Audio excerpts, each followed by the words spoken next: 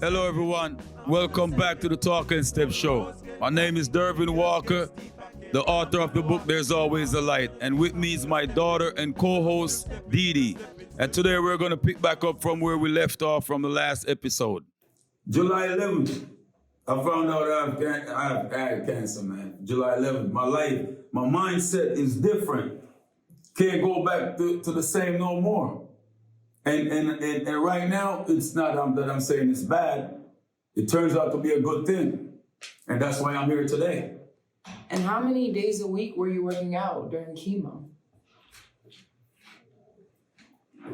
Well, it differs. It differs because after I do a round, which is 3 days, I gotta take a break. After I finish one round, listen, my head is, I'm in a different world. My head is exploding. Like I'm feeling a pain, like heavy in my head.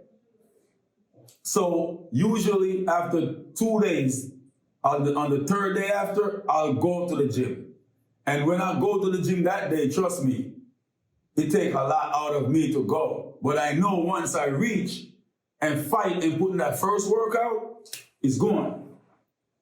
It's gone, and the longer that I notice that. So if I don't go to the gym, that feeling lingers for days and just keep lingering. So I gotta push through it on the second or the third day. The third day after my treatment, I would go to the gym and fight through that workout. And once I fight through that workout, it usually gets better after that. It's like a mind thing, I can't explain it, but I needed the gym. I needed the gym. The gym helped me because I put my gloves on. And I wear my mask, before COVID, because this was 2019. And COVID break out at early 2020. So I was wearing masks. I'm going to New York on the train. I got my mask on. They tell me to wear my mask, especially on the train. They tell me to wear my mask. So that's another thing. So Sloan Kettering is in New York. So that's where my team is in New York City. So they have a treatment center in New Jersey, like 15 minutes, 20 minutes from where I live. They have a treatment center. They just do the treatment because it's like a prescription. They send the prescription there from New York and they just know what to give you. So it's just like an infused center. That's what it is.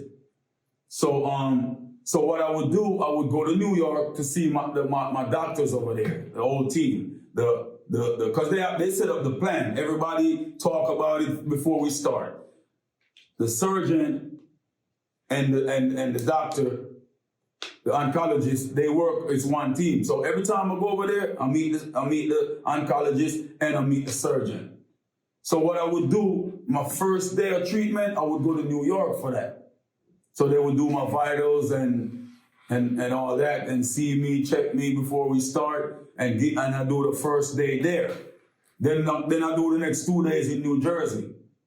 That's how my treatment set up. So going to New York, I had to wear my mask on the train, walking through the city, So I was wearing masks before COVID. When officially before, because we don't even know when COVID's really start. Here I am thinking, maybe when I was going to New York, November, December was over there because after my surgery and stuff, we'll talk about that later. But I was going to New York all the way up until they closed down. They closed down. So I was traveling back and forth with, even though I finished my chemo, my body was still not, I had to build back my body. I'm still building back my body right now. That's how serious chemo is. You gotta take it kills it damages your body. It was hard. I'm not, it's not the scary right now. Now when I say hard, it's nothing to do with pain. It's nothing to do with the drug just go in your body, you pee it out, whatever you do what you do. My brain. Some people say they throw up a lot. The doctors always ask me, are you throwing up? Are you feeling nauseous? None of that bothers me. They said I did good. That's what they told me. They said I did good because I never felt nauseous. I never threw up. None of the stuff they saying. It was just my brain, my head. It was affecting my mental, like, you know, something was just off. So what happened? What was the next step now after you finished your rounds of chemo? Were you ready for surgery in the estimated time? Did you have to continue chemo for a little bit longer? Well, thankfully now, because what happened after my third round, the nurse started talking about maybe we have to do one more. She just vaguely mentioned it after my third round. It didn't really say it straight. So anyway, when I'm going to do my fourth round, they straight up told me we're gonna see after the fourth round. We might do one. We might do more. We might do one more. We're not sure yet. And right at that point, I started expressing like I really don't want to. Yeah. I told her plain, like, listen. I'll tell you the truth, I don't want to do no more. It's not that it's not that I was giving up, or if it might be, I don't know. But I'm just being honest with you. I told them, I told her, I said, no, if I have to do it, I guess I will. But I don't want to do it. I expressed I don't want to do it. Right? So anyway, after my fourth round, 3 weeks later, they said they're gonna schedule it anyway because they want to take a scan, 3 weeks after my last one. And if I need it, they're gonna give it to me started that day, which was Thanksgiving. Yeah, it was the Tuesday before Thanksgiving was when I went back to find out if they're gonna give me another round or they're gonna end it there because it's scheduled. Man, it was on my brain so much. I was tired. I was tired. I didn't want it. I didn't want no more. I'm walking through Times Square. I'm walking through Times Square to go to the hospital. I take the train over there because it's easier for me to just jump on the train. I don't have to worry about no driving. I'm on the train. I'm relaxed. I'm thinking, and I get off the train. I walk like 15, 20 minutes to the hospital. I could even jump into a cab, but I prefer to walk because when I'm walking, it's like therapy. I'm walking and I'm thinking, and I'm just taking in New York City, and nobody knows. That's what I'm saying. When you see people out there, when you see people on the road, when you see people traveling, even family members that you live with, that you know, man, you don't know what's going on. You don't know what's going on with them. I'm walking through the city, right? And if you know Times Square, it's the intersection, the square of the world. Times Square, stay busy. I'm walking through Times Square and rubbing shoulders with people, and I felt like I'm the only one in the world. I felt like I'm the only one in the world, man. I'm walking in New York City. Usually when I go to Times Square, when I go to New York City, it's a good vibes. That's why I go there. It's the energy is top tier energy. When I go there to feed on the energy, top tier energy. And I'm telling you, I'm walking through Times Square and I feel like I'm the only one in the world on my cancer journey. I'm walking there to go to the hospital in the morning to get my treatment. And sometime 8, 9 o'clock at night, everybody moving around. I'm watching the city moving. People at the Madison Square Garden line up to go see a show or a game. Everybody going about their business. The city is busy. And I'm walking through like a lone ranger, man. Like I'm the only one in the world in my mind. Because none of that matters to me right now. All I want to do is live. All I'm thinking about is life. All I'm thinking about is what I've done and what I wanted to do and all that going through my mind. All that is, so it was lonely. It was a very lonely journey, man. That was part of it too that really hits me, the loneliness. Like you have a lot of people around you. I wrote about it in the book. Remember, go get the book. Remember, go get this book, and now that when you have the book, some of the stuff we're going to be talking about on the Talking Step show is in the book. And then you could understand because it's a message, it's a story. And then when you hear my songs, it all gonna come together. Because now I could come back, I live to come back and tell you and share all this with you. A lot of people didn't make it, man, to come back and share this with you. And a lot of people made it, but they're not saying nothing, man. They don't, and it's nothing wrong. It's just that it's not easy. You know, I decided I'm going to share this with you, man. I went somewhere. I've been a few places. I write that in the book, and I'm going to keep it real with you. I'm going to keep it real with you. I'm going to just share my story with you, man. So you guys have some information that you could process on your journey, just to make your decisions. Because what I experienced, man, you know, especially, like I said, today we're talking about cancer. What I experienced with cancer, I could not be the same person. I could not be the same person. There's no way I'm not the same person. And when I say I'm not the same person, I have a different look on life, man, and I couldn't get it no other way. I faced death.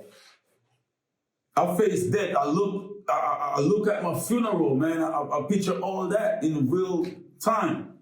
And that's how the book even, you know what I mean, even come up. Because I think about dying and leaving my kids, you know, my son. You know, I have another son too, and you guys will meet him later. And you'll see him because we one team, we work together.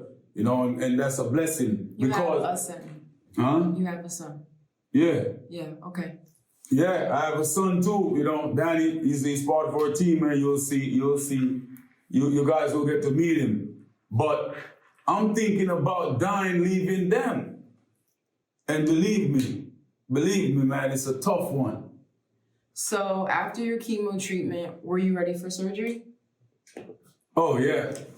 After my chemo treatment, they finally decided, Tuesday before Thanksgiving, they say, yo, that's it. That's it. Because when I went to the hospital, remember I told you before, if they're going to do another round, I'm going to get it that day. So now it's Thanksgiving weekend coming up. I'm walking in the building, like not knowing. But they decided, she said, I got good news for you. And she said, that's it. The doctor decided they're not going to do no more. We're going to do surgery. You know, so they scheduled a surgery like they didn't want to wait too long. So 2 weeks after, they scheduled a surgery for 2 weeks. Like I said, the tumor is in my abdominal wall. Now I have a lump like this. And another thing that I noticed, right? Mm-hmm. After they did the biopsy, because the biopsy, they push a needle in the tumor. And the lump that was there, they push a needle in it and pull some stuff out to take to the lab. So after they did the biopsy, after they did that and pushed the thing in there, I think it irritates it. Whatever it did to it, it just started growing, like unwrapping. So from the time of my biopsy till it's time for me to do surgery, I guess the chemotherapy started controlling it, but after my biopsy, and then I started doing some homework and start reading about that type of stuff, like way after I was healed. Way after, because I didn't want to read nothing, man. My mind, I couldn't read. I don't want to hear nothing about cancer, man. I never asked my doctor. People asking me, what's the prognosis? I didn't even know what that word is. I'm going to keep it real. I didn't even know what the word meant. And I didn't try to find out. When I found out, they telling me, oh, it's like what the doctor, they estimate you might live 4 years, 3 years, what they think about it. No, I didn't want to know none of that. I never asked. Until today. I never asked, never read up about it because I don't want to know that. I don't want to know that. I'm living one day at a time, and I'm just living it and trusting God. But they decided to do the surgery that day. And man, I was the happiest man. Oh man, I'm walking back now to the city, and that time it was a little different. I still had cancer, but oh man, I had something to be happy about though, because they wasn't gonna do no more chemo, and I'm gonna do surgery, and I'm looking forward to surgery because I want to cut this out. And the chemo is hard on me, so it was like the best news. Oh man, I had a good Thanksgiving because I had something to give thanks for. I had something to really give thanks for. I was chilling, So between the 2 weeks. Between the 2 weeks and from the last day I did chemotherapy to my surgery, there was a 2-week space that I had to wait. Man, it felt so good. It felt I wasn't doing no more. Just knowing that I'm not doing no more chemo. I wasn't even thinking about the cancer itself no more. I was happy.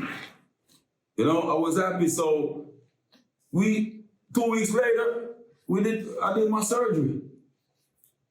2 weeks later, you know, I did my surgery and I went to New York. I did the surgery in New York. You know, they told me to come. It was a Thursday. They told me to come for the surgery, like Thursday evening, right? And me and my brother and Natalie, you know, they came with me. They went with me over there, right? I'm ready. I'm actually happy about this part because I want to cut it out. Because honestly, in my mind, I'm just thinking, that's it. It's right there. I'm gonna get it out. And I missed something earlier.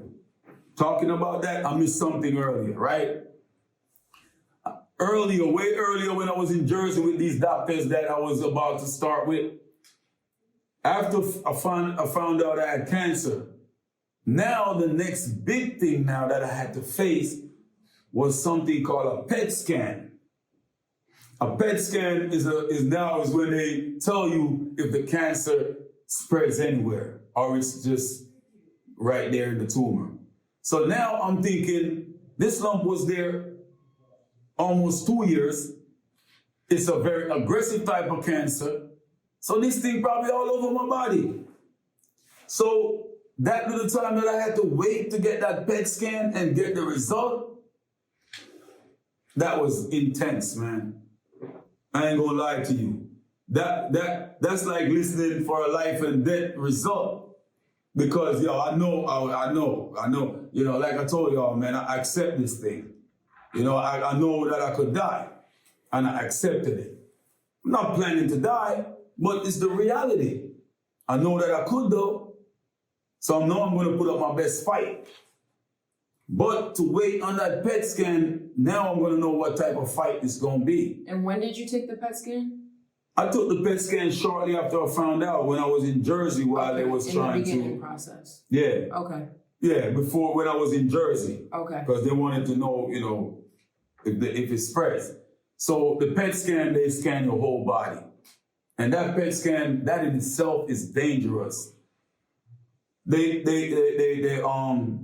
infuse you with some nuclear type of material. That's what they inject in you to read the scan. They actually told me like to not go avoid going to travel to the airport for a few days because they're gonna detect nuclear. If I go if I go to travel, they'll detect the nuclear. That's how dangerous this thing is. And they told me not to go around nobody that's pregnant. I'm not, for a few days after the PET scan, not to go around nobody that's pregnant because it could affect the baby. That's all those things, man. As they come, I'm going to share them with you.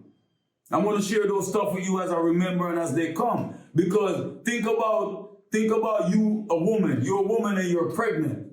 You're just moving around. You're just living.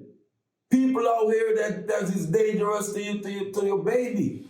Not intentionally. Not intentionally. I'm just saying, they telling me that because I experienced it. There's other things too. People got different infections and stuff breathing around.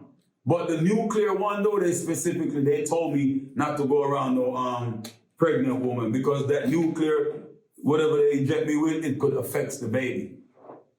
That's how dangerous that was. But anyway, when that scan came back, they said it was just in the area, in the tumor. So I add something else to celebrate now, because I'm grabbing onto anything. Remember, go subscribe to this channel, hit the notification button so you'll be the first one to know when the next episode drop of this Cancer Survivor series. We're going to continue this talk. Stay safe and keep stepping.